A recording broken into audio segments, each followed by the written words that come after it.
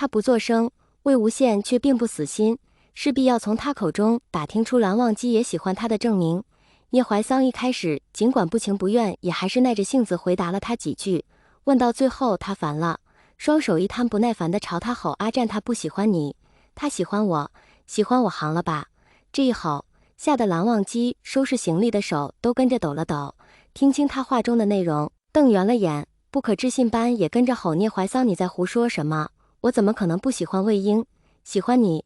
蓝忘机那一嗓子吼出，他惊了，魏无羡也惊了，整个愣在原地，脑袋嗡嗡的，心头有两个小人打架，一个冲另一个笑得露出一整排整齐的牙，乐滋滋的模样。蓝忘机也喜欢他，那可真是太好了。另一个气呼呼地瞪着他，顺带朝他丢了片烂菜叶，反驳说：“你这般高兴做什么？告白都被抢了些，要你有什么用？”他内心天人交战，谁也没说服谁，整个人就显得呆呆的，看得本来还有些不好意思的蓝忘机不由得拧了眉。他放下手里的东西，犹犹豫豫地向两人走近，盯着魏无羡一会兴高采烈，一会又轻蹙了眉的神色，拽了一把自知自己说错了话，尽量缩小存在的聂怀桑。怀桑，你说魏婴他这是怎么了？中邪了吗？聂怀桑心下也纳闷，魏无羡这反应完全出乎了他的意料。说他高兴吧，他似乎是挺高兴；说他不高兴吧，他似乎也有那么一丢丢。他莫名有些烦躁，无比后悔这次离家出走，或者说无比后悔来了这里，参合进了这两人的事。见聂怀桑半天不出声，蓝忘机便有些不耐烦了，喊了几声魏婴，却见这人好似陷入了一种奇奇怪怪的氛围里，拔不出来了。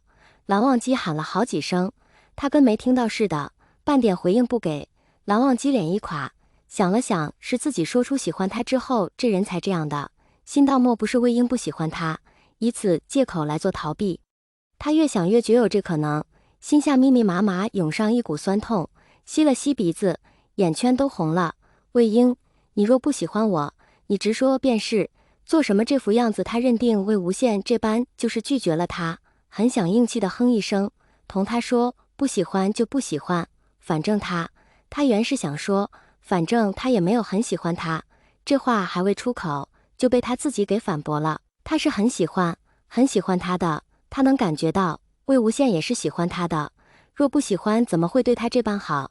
又不解魏无羡为何要这般，他都说喜欢他了，他不是应该给他个亲亲抱抱吗？见魏无羡还是一副神游天外的样子，蓝忘机嘴一瘪，突然委屈的不行。魏婴，你再不和我说话，我就不和你好了。心间的两个小人终于偃旗息鼓，最开始眉开眼笑的小人儿，终归是占了上风。魏无羡初梦初醒，又被委屈巴巴的蓝忘机给惊得手足无措拦战。怎么了？你怎么了？他尚未意识到这短短片刻都发生了什么，聂怀桑在他身侧冷哼了一声，说：“阿战说他不和你好了。”魏无羡闻言呐了一声，下意识拽紧了蓝忘机的袖子，语无伦次道：“为什么呀？你刚刚在想什么？”蓝忘机看着魏无羡拽着他袖子，用力到发白的手，心头一软，又气不过这人关键时刻不先亲亲抱抱，反而一个人神游，轻哼了一声，转过头不看他。魏无羡挠了挠头，绕至他跟前认真道：“蓝战，我刚刚就是太高兴了，又觉得明明是我先喜欢上你的，应该我先同你告白才对。”蓝忘机狐疑的看了他一眼，抬手点着的他的眉眼问：“那你刚刚为什么要皱眉？”魏无羡偏头看着他笑，眉眼舒展温柔，没有皱眉，就是觉得应该我先向你告白才对。又见蓝忘机眼圈微红，心疼又自责，蓝忘机让他看得隐隐有些发热，不太自在的捏了捏耳垂：“你刚刚就是在想这些，不是拒绝我？”魏无羡下意识点头，听到后半句又摇头：“我怎么可能会拒绝你？”蓝忘机就觉得这话他爱听，本来还有些小脾气，听魏无羡这样一说，又不气了，偷摸着看了魏无羡一眼，小声的道：“那要抱抱吗？”魏无羡心神一动，手臂微张，正等着蓝忘机往他怀里扑，就被蓝忘机一把给扯进了怀里，还顺势在他背上拍了拍。魏无羡这怎么同想象中的不一样？察觉到他似乎又开始走神，蓝忘机撇了撇嘴，怀里的身子暖暖的，心跳还有些过快。他一摆手，心道算了，刚到手的对象，他就暂时不和他计较那么多。看着旁若无人抱在一起的两人，聂怀桑无语的翻了个白眼。好在两人还都纯情，没有让他看其他什么伤眼睛的东西，嘴上轻轻叹了一声，心下还挺为两人高兴。当然，这种高兴也只维持了那么片刻而已。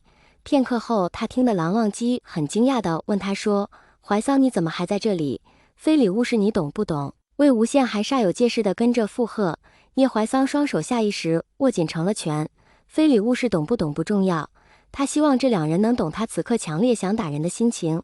蓝忘机嗤笑了一声，指着他握紧的拳，同魏无羡咬耳朵：“魏婴，你看，怀桑他好像不服气。”魏无羡同样压低了声音：“没关系，不服也只得憋着，他打不过我俩。”聂怀桑默默松开了握紧的拳，他得承认这两人说的是对的，他确实不服气，也确实打不过，但不妨碍他冲两人翻白眼。咬耳朵就咬耳朵，压低声音就压低声音，做什么还特意跑到他跟前说，生怕他听不见似的。蓝忘机说不同聂怀桑一道走时，聂怀桑表面没说什么，心下倒是松了一口气，正好他也不乐意再跟着两人，此前没说开，两人黏腻的都已经让他觉得伤眼，说开之后他简直没法想会如何，但不管如何，他也得颇为遗憾地表示可惜，不能把心底的真实想法暴露出来，不为别的，就怕蓝忘机意识到这一点后找他麻烦。蓝忘机倒是没太注意他，一心放在了魏无羡身上，欢快地将他送到门口，同他挥了挥手，半分留恋也无的就将门给带上了。聂怀桑瞪着紧闭的门，好一阵无语，随即摇了摇头，大度地表示不同他计较。聂怀桑走后，蓝忘机同魏无羡又在家里住了几天。这天蓝忘机起了个大早，他本以为他起的就算早了，没成想他起来时，魏无羡也已经起了。他有些意外，笑着同他道了声早，又笑着问他怎么起这么早。魏无羡替他打了水，蹲在他身侧不答反问：“那你呢？今日怎么起这么早？”蓝忘机偏头看着他，拧了帕子，仔仔细细擦了脸，才道：“我有话想同你说。”魏无羡点了点头，接过他手里的帕子，正好，我也有话想同你说。蓝忘机眼神一亮，碰了碰他的肩膀：“那你先说。”他心下倒是有猜测，说不得两人要说的是同一件事。魏无羡拉着他起身，推着他在椅子上坐下，自个儿转身去了厨房，边走边道：“先吃早餐，吃完再说。”蓝忘机跟个小尾巴似的。魏无羡转身时，他便不耐烦坐在那，起身跟在了魏无羡屁股后头，探头往厨房里看，见着锅里煮的粥，有些意外：“魏婴，你早餐都做好了？”话出口，又觉这话实在是没有问的必要，他心里藏不住话。魏无羡说有事要同他说，他猜想是同一件，然魏无羡一直不开口，他吃早餐都吃得心不在焉。